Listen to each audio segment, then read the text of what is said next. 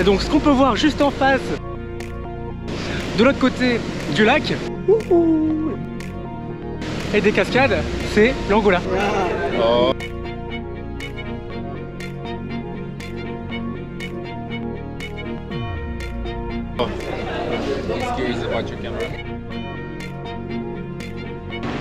C'est spécial.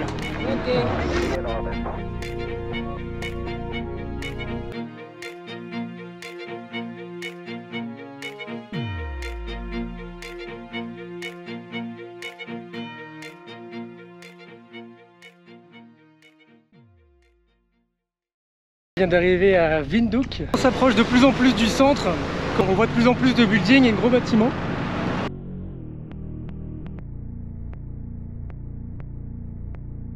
Nous voici devant l'entrée de Chinatown.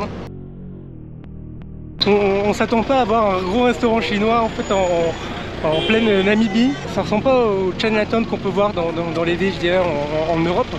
C'est forcément avec un esprit beaucoup plus africain, mais c'est marrant de voir cette disparité. Et ce mixage entre les deux cultures, c'est assez marrant en fait. Donc là en fait nous sommes dans un marché en compagnie de George. George c'est celui en fait qui nous accueille chez lui gracieusement. C'est du couchsurfing en fait, hein. Donc on dort chez l'habitant là pendant 2 jours. On l'a connu sur les réseaux sociaux, sur internet. Et donc là il nous fait découvrir un marché en plein milieu de Windhoek, donc dans la capitale. Basically, this is like a sauce. You need to eat with the meat. He's gonna cut and chop everything so we see. So you can just record him.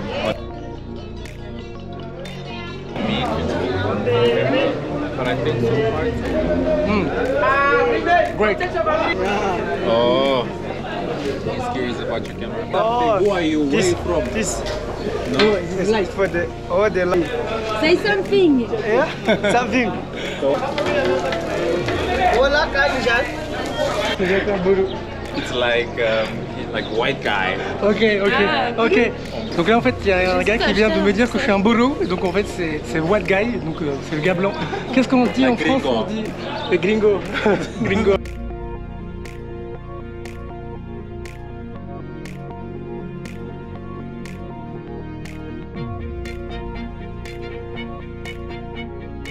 Donc là nous sommes à Fish River. Donc Fish River c'est quoi? C'est le 2e plus grand canyon du monde. Donc là nous sommes dans le sud de la Namibie. Et donc voici ce fameux canyon.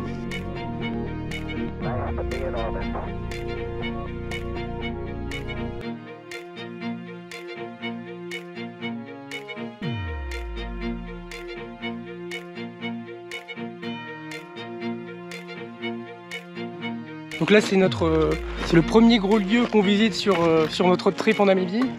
Donc là c'est le premier jour, on a commencé donc dans la boucle, dans le sens des aiguilles d'une montre. Donc on commence par Fish River et on va finir par Etosha. Et croyez-moi, Fish River ça vaut le détour.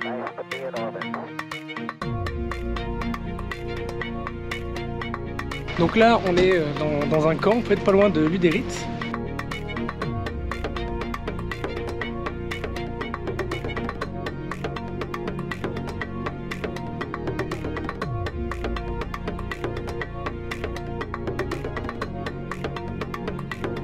Donc on va peut-être dormir ici ce soir. Pourquoi? Parce qu'il y a énormément de vent pour déplier les tentes.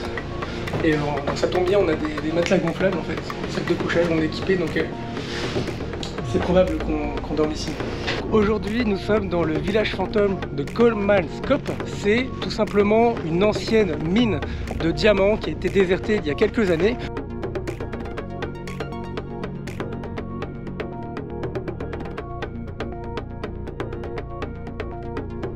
C'est gigantesque, c'est incroyable. C'était très chaud. Franchement, j'ai cru que je n'allais pas y arriver.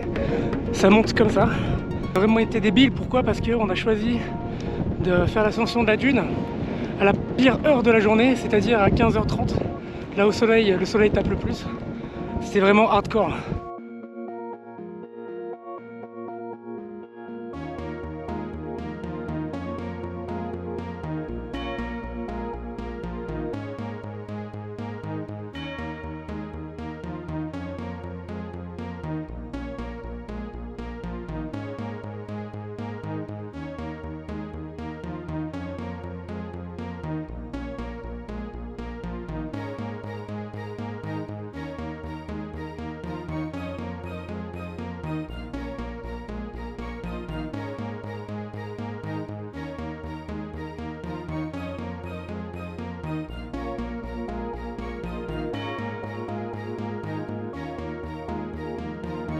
Là on est en direction de Big Daddy. On y va.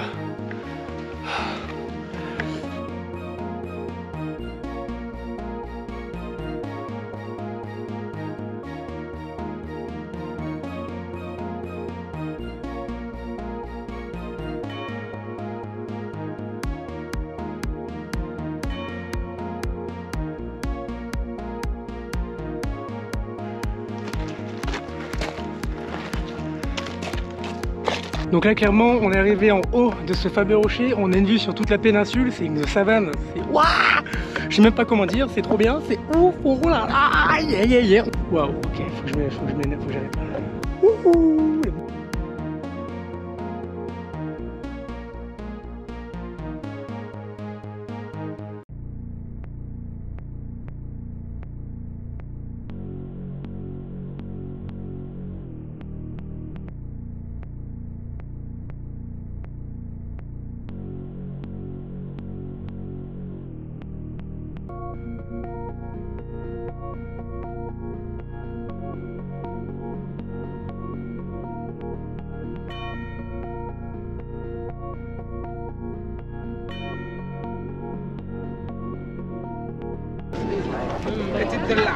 Yes, I have.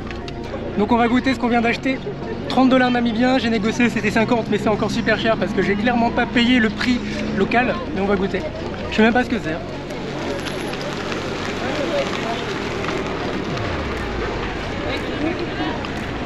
C'est spécial. My name Yeah. is Didi. Oh. My name is Vayorela. Yes, and you? My name is Vicky. Oh. Here's what you got. Ok. My name is Janice. Nous sommes à Epupa, donc là on va voir Epupa Falls, donc nous sommes dans la région du Kaokoland et on va explorer cette fameuse rivière. Donc nous sommes en plein territoire Imba. Donc ce qui est intéressant à Epupa Falls, c'est qu'en fait les cascades délimitent la frontière entre la Namibie et l'Angola. Et donc ce qu'on peut voir juste en face, de l'autre côté du lac et des cascades, c'est l'Angola.